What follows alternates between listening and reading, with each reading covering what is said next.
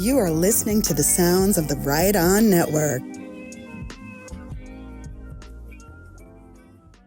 Hello, and welcome back.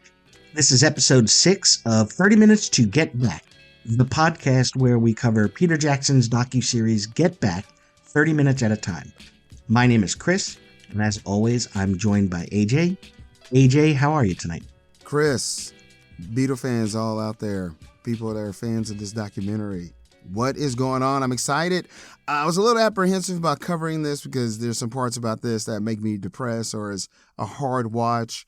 But once I started watching it, I'm glad to talk about 30 Minutes to Get Back, this Get Back documentary, these sessions. Chris, let's talk about it. All right. Well, when we get into this stretch of the documentary, it really kind of feels like Beatles versus like their own little winter of discontent is kind of how I framed it in my head. Because everything just feels a little heavy. Pressure's building. And for the first time, it really feels like the band might not hold together at all.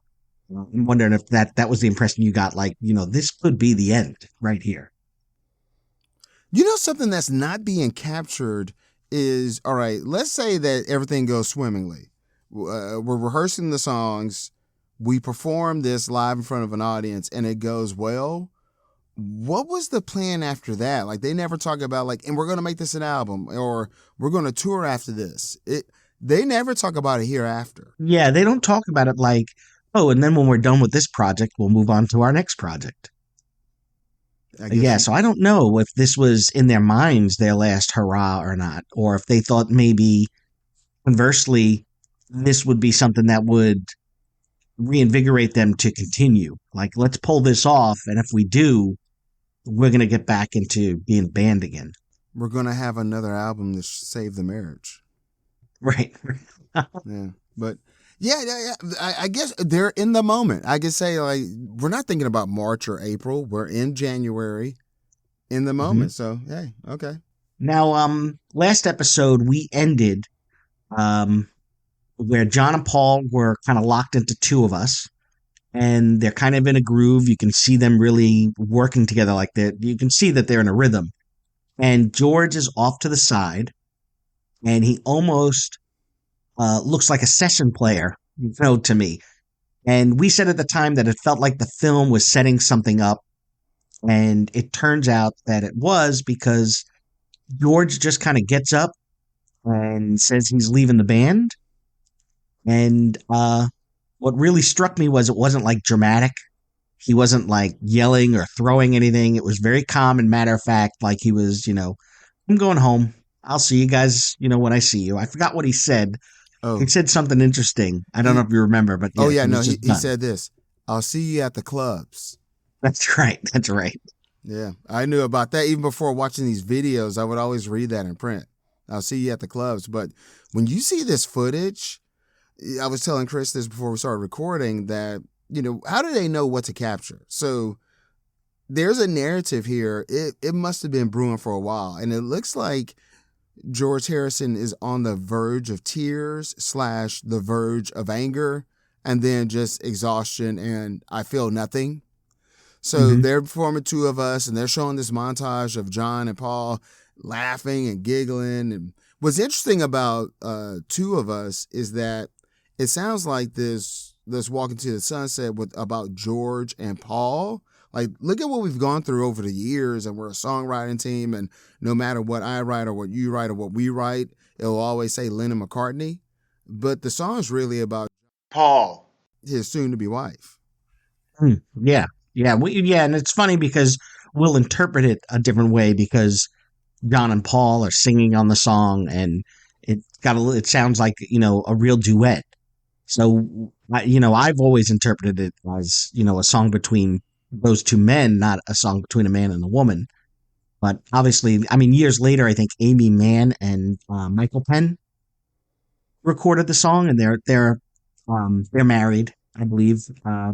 So changed, the texture for me when I heard it. I think it was on that I Am Sam soundtrack that did all like Beatles covers. But before then, I like you said, I always heard that song as between, two men. Linda Eastman. I'm sorry, guys. Linda Eastman. Mm. Soon to be Linda McCartney. But yeah, so that's interesting. But George is seeing this where his ideas are getting shot down or not listened to at all. When you watch this footage, it seems as if John is kind of aware of that, and he's like, hey, what about what George said? Like, I kind of sense something brewing, having some Mm-hmm. emotional intelligence. And then George leaves, and they play it off, and you kind of see them acting out. Like, hey, okay, we don't know how to respond. We're kind of embarrassed because this is being recorded. They're probably trying to save face and their reputation. But, someone asks John, hey, has anyone ever kind of walked out like this before? And he goes, Ringo once. Mm. And it was really sad. Yeah, no, it was. And like you said, it really doesn't feel sudden because almost the entire first part of this documentary felt like it was building up to this moment because he wasn't happy with his role in the band. His songs weren't getting any space. He was uncomfortable at the studio. I mean, he got shocked by the microphone. Um, this has been, if you're putting yourself in George's shoes, you're miserable. You're just miserable. And so it makes a lot of sense that he leaves. And I almost wonder why he wasn't more demonstrative. Why he wasn't angrier, but he just kind of left. And like you said, after that, you could tell they were mad. I think Paul was really angry. They were right because they start playing a couple of songs like I think they start playing "I've Got a Feeling" and "Don't Let Me Down," but they're just loud and aggressive. And that moment where they're playing, it's almost like a release valve. Like all the tension that they had to go somewhere, and playing those songs was like a primal scream almost because there was so much chaotic energy happening after I guess they got back from lunch and they started trying to play with just the three of them that it just seemed like they they were just exploding with anger at what was going on. And I think one of them even said, like, hey, we can get Clapton. Yeah, like why don't we, if he doesn't come back, we'll get Clapton. But they didn't look like a band that was ready to bring in another guitarist. They looked like a band that was self-destructing, right? I think they did that. They would like Paul was even like playing feedback, and Yoko was doing like her vocal thing, and it almost turned into this free-form avant-garde noise jam. There was no structure; it was just sound, and it was just wild to see. I mean, even like later on, you see Paul like swinging recklessly on all the scaffolding. That literally happened, guys. Yeah, you gotta watch just it. Running around, right? I think they were embarrassed and they were trying to play it off because money has to be on the line with this because they got to produce something. So it's like, oh, like we're going to be busted. Where they go like, so what happened? Oh, George quit the group. Why? Is there any evidence of this? Oh yeah, there's all this footage. So yeah, this is embarrassing because you got the Rolling Stones who, I mean, they don't know this at the time. We're in 2026. They're still a band. Right. Yeah. So you guys can't keep this together. It's like, woo. Yeah. And just the way, like you said, the way that it all went down, you almost feel like none of them are really kind of listening to each other on a level beyond music. So they're not seeing, I think, maybe they're not seeing each other's frustration with what's going on. They're just seeing their own at each other. I don't know. It just seemed like Paul for a while was kind of getting frustrated that they weren't coming together on a plan for the show and they weren't in sync with some of the songs. And I guess the minute that George leaves, he doesn't really look at it from George's point of view. He just, lashes out, I think, because he's angry because maybe in his mind he's like, what the hell am I doing here? I've got songs. I can make my own album. I don't need this.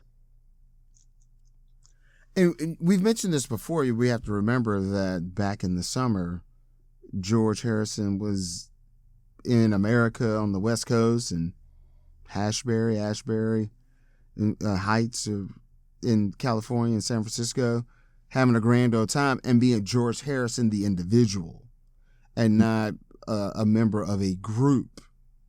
And then he has to come back and play the little brother role, getting shocked, it's freezing. And he's like, this is not where it's at. I think I can go my own way, especially if I'm not being listened to. Because you got to remember, when he was out in America, he was probably being listened to. I'm like, oh, man. I'm like, oh, I learned this technique. Oh, wow, interesting. So it's like, wow, I was being listened to. People were taking my suggestions. And then I come here and they're, like you said, treated me like, and nothing wrong about this. Mm-hmm. This a session musician that's going to be here just for a little bit and leave. Yeah. And that's a really great point because, Beatle walks into a room with a bunch of other people and he's the Beatle in the room. But when he's in a room with the other Beatles, he's just a guy. And so the difference between what it was like when he was in America and what it was like when he was back with the band definitely would be such a stark difference in how he's treated. Most definitely. So, once everything kind of calms down, that's when they start talking. And that's when you mentioned, like, they're like, what do we do? How do we replace him with, Eric Clapton? And I'm not sure if I'm going to pronounce his name right. This is where Neil Aspinall comes in, and right, he's kind of trying to wrangle them. I think he's been with them for a long time. I think he was a road manager, and he seems to be one of those trusted voices in their inner circle. So he kind of saw everything clearly because he was sort of voicing George's side of things when they were talking. And I felt like it really kind of leaned into somebody trying to explain to the other guys, no, you can't just go out and get another guitarist. You have to figure out how to fix this. And I don't think there are a lot of people that they would have listened to, but this guy seemed to have their ear. That's very interesting. It seemed like when they pulled back the cameras, there were a lot of people in that studio that day, and in suits. Mm-hmm. So they do need other people there that they can trust and go, hey, man, you're going to have to, like, you can't just laugh this off. You're going to have to do some face-to-face soul searching. And this is happened before, like John said, one time Ringo left. And, but I think, especially at that time as they're in the bubble, they may be thinking, oh, there's nowhere we're going to break up or someone permanently leaves because this is all we know. And now it's starting to feel real, like, oh, wait a minute, because you got to remember, they're about to go into a new decade, the 70s. They're about to approach 30. So they may be thinking in the back of their minds, like, oh, I guess this is when it ends and you do like something else with your life. Maybe this is, and you got to remember, rock and roll, you still don't know if that's forever. Mm-hmm. So yeah, this is the end. My only friend, the end. Yeah. Or is it? Question mark. Or is it? Yeah. And then Jackson, he does a really neat thing because he really sets the tone where they play "Isn't It a Pity" by George Harrison over the end of the film as we're closing out. And there's a really great moment where you see the three, John, Paul, and Ringo, kind of get together. It's like they got their coats on, they're ready to leave for the day, and they really huddle up, the three of them. And you can't hear anything that they're saying or what they're talking about. But visually, it was such an amazing, sight for me to see the three of them kind of like confer, like, where are the guys who have to make these decisions and where the band. And they're playing a really melancholy kind of George song over it. And I just loved that moment. I don't know if you picked up on a lot of that or if you had any reactions to how Jackson ended the film or ended the episode, I should say. Well, it definitely preluding to stuff that's reflecting back to this moment.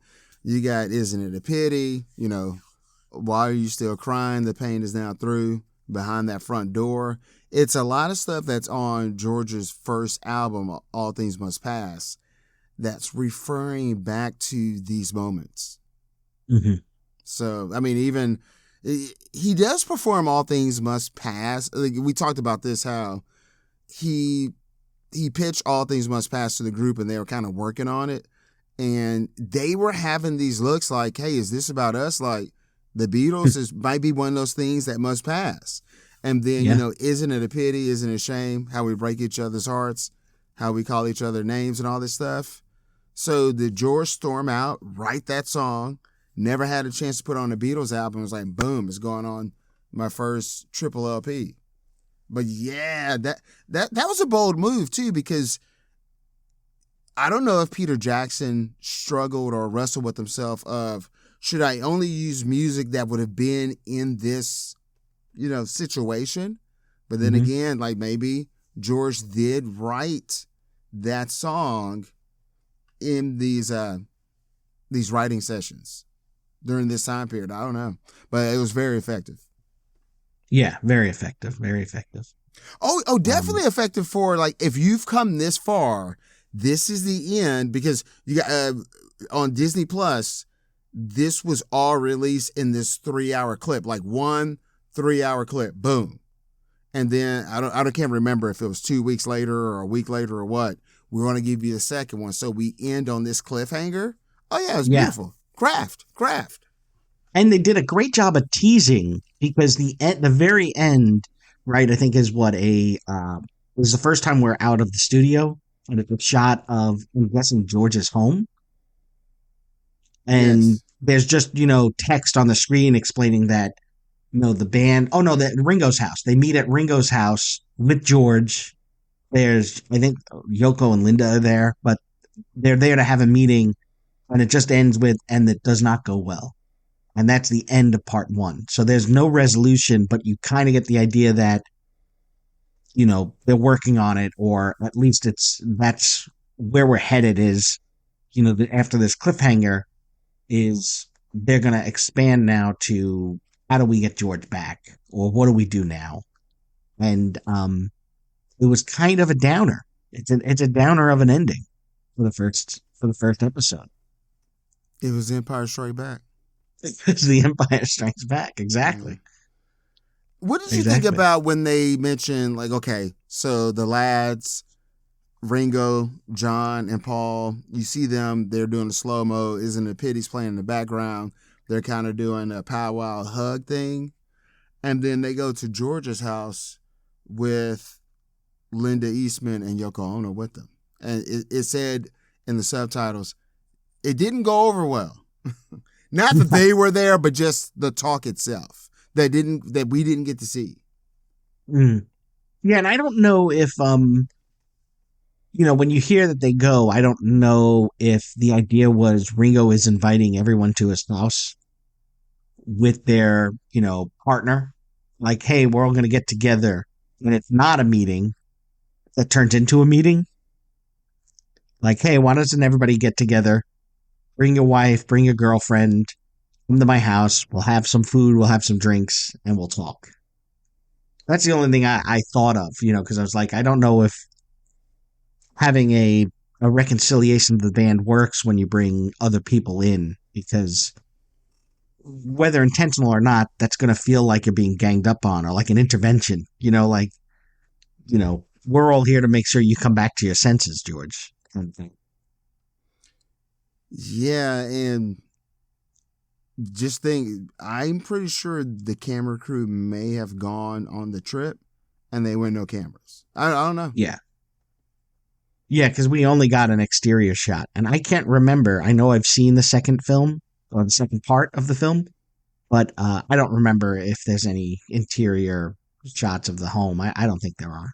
I don't think so either. I can't remember. The only thing I remember about, like, what's coming up next is the crew hiding mics and flower plants and stuff, and right. John and Paul are really going to start talking out. Okay, man, what are we going to do? We got to get this right. And so now I guess that's the end of part 1. And if we step back from all that,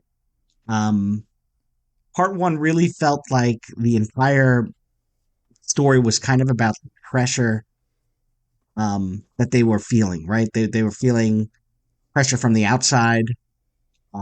Everything kept getting bigger, the album, the film, the live show, and things didn't seem like they were enough, right? The band kept suggesting kind of shrinking it, and everybody around them was like, the Beatles, it's got to be bigger and bigger and bigger. Lindsay So I Hogg. feel like, yeah, I feel like there's two things going on. There's a lot of pressure on them to produce, and there's also seems to be like external and internal kind of push and pull. And even though we're getting some great music, it does feel kind of fraught with tension the whole time. Yeah, you know, if you ask most people, it seems like objectively they're going to say that Abbey Road is head and shoulders above the Let It Be album, although a lot of the songs were birthed in the same sessions. So I just wonder if this pressure wasn't here and they were able to spend more time on the songs that ended up on the Let It Be album, or if they were all just on one big album, double album, how better would those Let It Be songs be? Yeah, yeah. If they were able to give it the full Monty, so to speak, of Yeah. how they treat all their albums. Yeah, reflecting back on all of this, as far as part one, again, Peter Jackson's doing a good job of there's exposition. And then we're at the end of Act One, we're at the end of the exposition, then boom, the conflict is introduced. A band member left. Will they replace him with Eric Clapton? Will they replace him with Yoko Ono? She'll be on the keys. I don't know. Or will George Harrison come back? You have to tune in. So it's like, this is real life. This is a reality show. And Peter Jackson was able to make a narrative out of this. Yeah, which is such a feat, because when you do the research and realize how many hours of footage there were that he had to peel through and pick apart so he could make this story work in a way that doesn't feel it doesn't feel tedious. You know, I remember seeing the original Let It Be footage from the original documentary, and it's hard to get through. And this, he definitely approached it like a filmmaker and told the story. He told a story, and we grew up in the tail end of the Cold War, and I realized the other day, I was like, oh, I haven't done this in a while. I used to, like when I'm typing in username, passwords and stuff, I would do a countdown in my head like 20, 19, 18. Because when we were growing up, we would watch a lot of movies where countdown stuff was going on. You got to break this code before the countdown. You press enter and all this stuff. Or bombs will go off, or it's the end.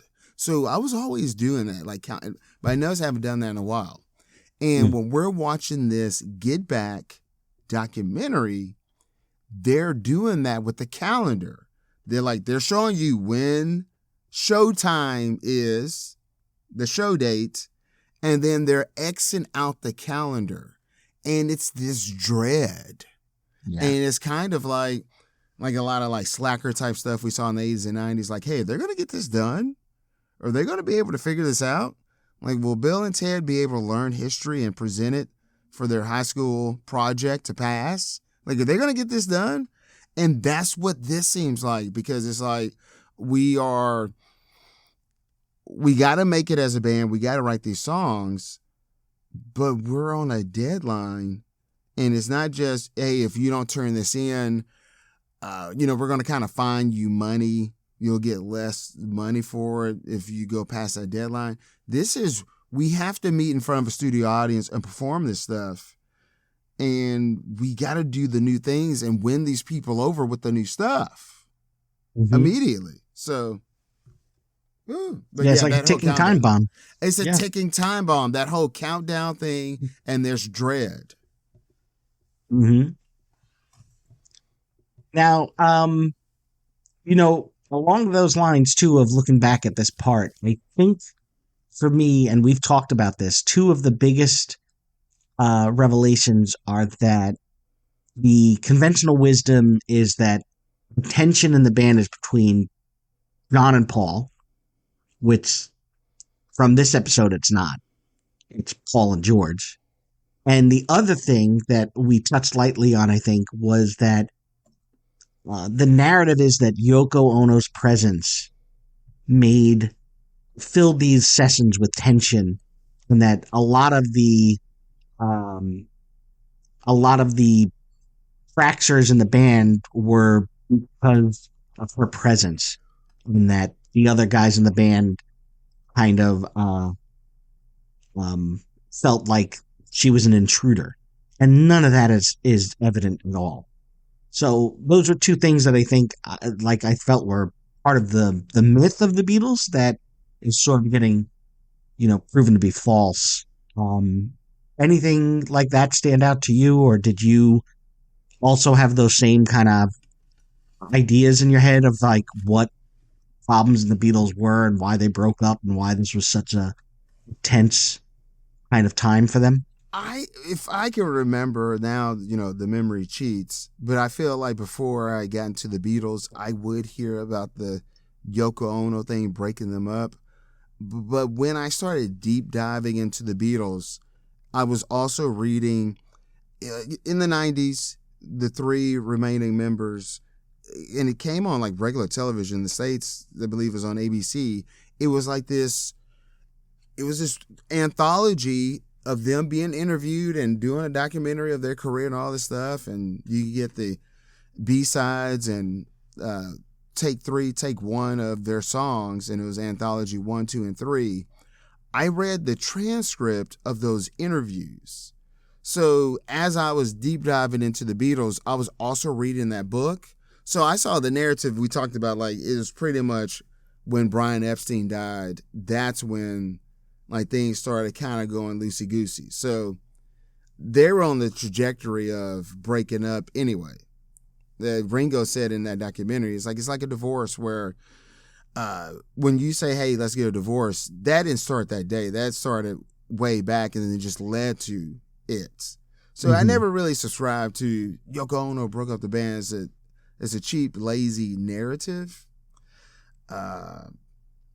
Yeah, but I think only John, he could have been the only one to, I'm going to start bringing my lady around and you guys can't question it. You might huffle and gruff and bumble on the side. I think if George, if he would have tried to be I will bring Patti Smith to the sessions, I don't think it would have gone down. I think Paul McCartney, he'd been too much of a rule follower. Like, hey, we don't bring, women or whatever. And then Ringo is like, I'm not worried about bringing them to the session. I'm about to have my fun after this. So I think John, because they respect him and like he's the first band leader with them and like he has that kind of ultra cool factor, he might even be kind of mysterious and kind of scary. Only he could go, yes, I'm bringing a lady and that lady is Yoko Ono. And boom, there's nothing you can say about it. And everyone's kind of like, okay, I guess. And then boom, I'm bringing Linda Eastman. I'm bringing, so. Yeah. John was the first to get married in the group. Yeah. He was married. Yeah, he was the one married while they were on the road in the 60s. Yeah. Well, it's all in the 60s, but first to be divorced. Mm-hmm. I was going to say, what about some highlights for you from this part? What was like, one or two of your favorite moments that you got to see where you're just like, this is just gold. I still think, we're seeing them perform stuff, so that's always great.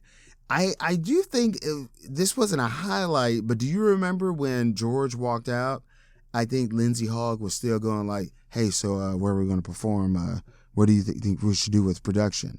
And it's read the room.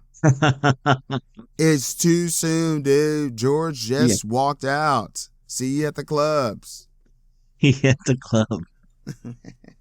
I think that was a reference. So it's kind of funny that this dude is angry and still made a sardonic or Liverpool, sensibilities, humor joke walking out the door. See you at the clubs. Yeah, yeah. It's almost Yeah, like someone who wants to avoid conflict would quit a band. yeah. I think that was some hometown cooking. Like, this is the way I leave, by saying something like that. But you had any highlights from this sessions? A lot of it was just kind of tear jerkers for me. I mean, I loved, like you said, some of the, like getting to watch some of the song creations. I think one of my favorite moments, I mean, besides like when Paul figures out Get Back, like in that, 3-minute clip, I think I really loved when John brought Across the Universe to the band and played it for them on his little, machine. And it was quiet and you could tell that they all like knew there was something there. That was just one of those moments that I thought was all about the music, and you could just tell that they really were into what he was showing them. And, the fact that that's kind of a thing that they were still doing, that was a real highlight for me. I really enjoyed that moment. I'm sorry, Chris. You're talking about the highlight of like book one of this. Yeah, not just the episode. I'm thinking like looking back on part one. Was there anything where you're like, yes, this is something that I really, I'm taking with me long after we're done with this? My favorite thing about this is one thing I couldn't wait for is when John Lennon first presents Don't Let Me Down to the group, and they're working it out, and George and Paul are doing the call and response back to him, like kind of like a girl 50s group. Mm-hmm. That's my favorite part of part one thus far. Yes. Yeah, that was great too. It's just so funny to see them so disconnected, except when they're making music. Because that's the thing, at the end of the day, they're family, they're co-workers, where we can be angry with each other, but we know how to get the job done, or we're family. So that, because you got to remember, really, that's all they know. They've started this at teenage life. They're thinking this is forever. And they're good at what they do, so it's kind of like we're not getting along and we're not really into this, but we performed this 15 times. I got it down. Yeah, I can do this. Well, that's great. I mean, now we finished part one, and we're going to be moving into part two, and in the next couple of weeks, we'll cover and see what happens with George and how quickly this relationship gets repaired and the lengths that they have to go to, I guess, to get him back. Let's see these lads pull it together. Let's see if they change locations, what have you, some different characters come through. So how can the lovely listeners get a hold of us, Chris? Well, as always, if they have questions or comments or corrections, or if they want to, meet us at the clubs, they can drop us a line at 30getback@gmail.com. And we'd love to hear from you if you want to join in on the conversation. See you at the clubs, guys. See you at the clubs. All right.